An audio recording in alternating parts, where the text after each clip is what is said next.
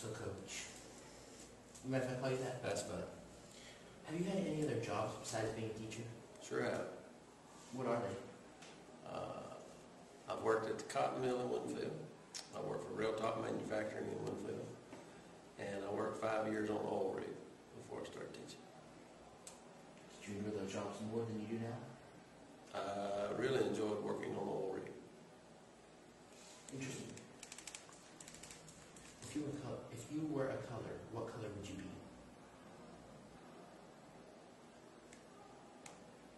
I'm partial to the color of blue. Blue? Yeah. Interesting. It'd be nice to have a surf teacher. Coincidentally, I have on a blue shirt today again. What is the worst incident that has happened in your classroom? I've had several students just to pass out during class, and that would probably be the worst thing that's ever happened during class time. All right. If there are a sheep and a cow out in the field and it starts raining, which one will absorb more water? Sheep? Why? I have no idea. How do you think that they get near the cross of those yellow road signs? They're actually smart. They are? Yeah. So how do they know exactly where to cross? Just they're They that can smart? see really well. So evidently they can read the sign. All right. What inspired you to become a teacher after all of those other jobs?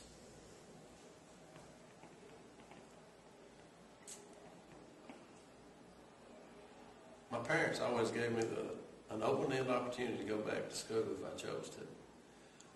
And I was involved with some young people before I started back to college, and kind of sparked an interest in the teaching field. And once I was in the teaching field in school, I was very fortunate to have the opportunity to work with John Kroll over at the Big Oak Ranch, which deals with children on a daily basis. When I was there, they had 1,200 kids that had been through their program. And I saw that you could actually make a difference in kids if you tried. Would you say that's one of the most enriching experiences that you've had in your life? As far as a life learning experience, I would say by far the most rewarding I've ever been involved with. I've been fortunate enough to be a part of a sporting event that very few people get a chance to be involved in. And on the athletic side of my life, I would say when I was at UNA, that would have been probably the most rewarding thing I've ever done. But by far, working with John Kroll and the people at the Big Oak Ranch would by far been the most rewarding thing I've ever done. Could you just mention briefly what exactly you did at UNA? Well, when I was in school there, you had to go through they called it a coaching practicum. And I was already working for the university through the intramural department. So it was hard for me, since I was working for the university, to find a coaching practicum position where I wouldn't have to leave the campus. I spoke with, at that time, Coach Bobby Wallace, told him my situation, and he agreed to let me do my internship for UNA, the football program there. He introduced me to Bill Hyde, which was the defensive coordinator. I was under him for the first year. And after that, evidently they liked the job I did, and I was with them for 3 more years after that. And I was very fortunate because they paid for my school. Didn't have to pay a penny for school because of that. So I was fortunate that way. Thank you. If you were an amphibian, what amphibian would you be? Salamander. Salamander? Why? Because somebody cut my tail off, I guess it would grow back. Pretty sure that's lizards. They're close. All right. If that's an amphibian, I don't know.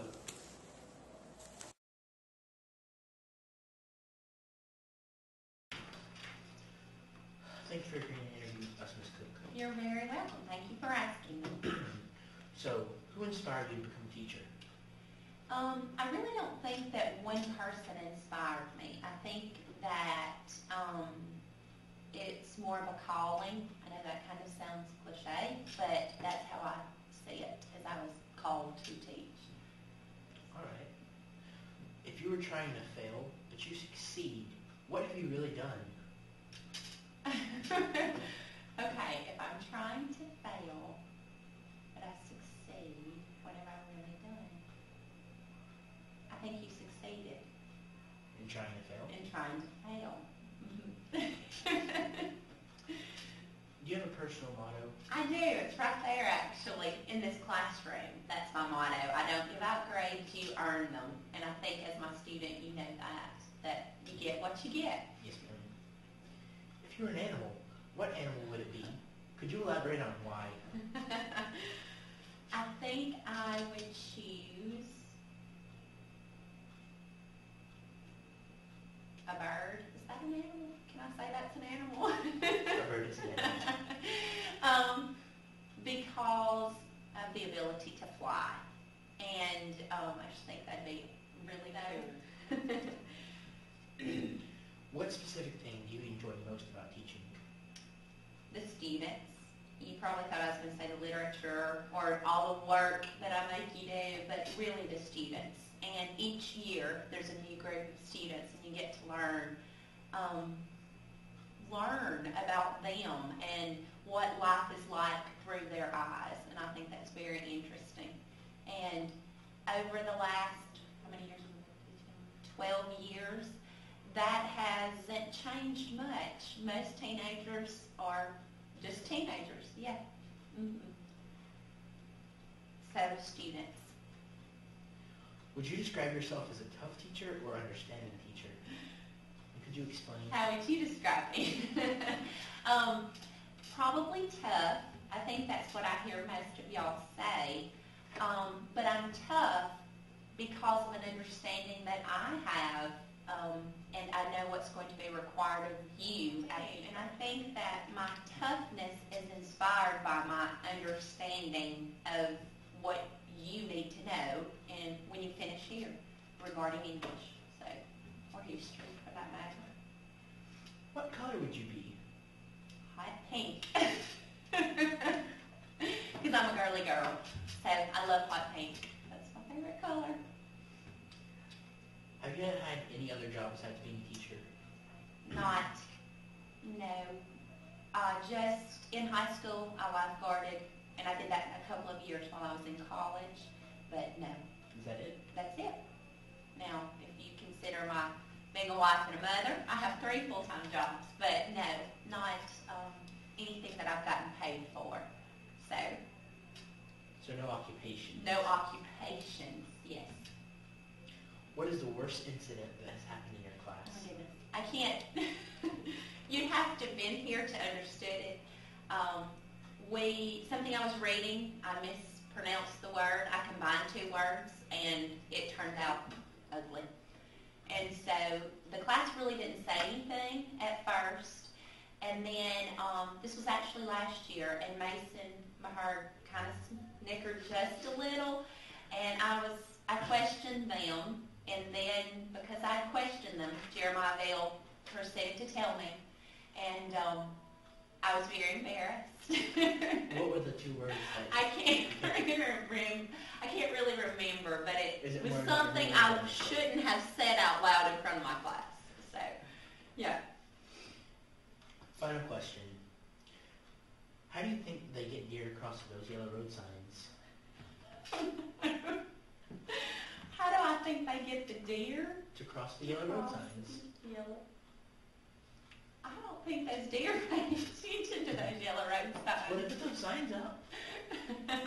For you and I to understand that But deer deer cross. always cross right They there. do. How do they get to do that? I don't know. That's a tough one. They're good readers. Well, thank you for your time. It's You're been a welcome. pleasure. Thank you. Thank you.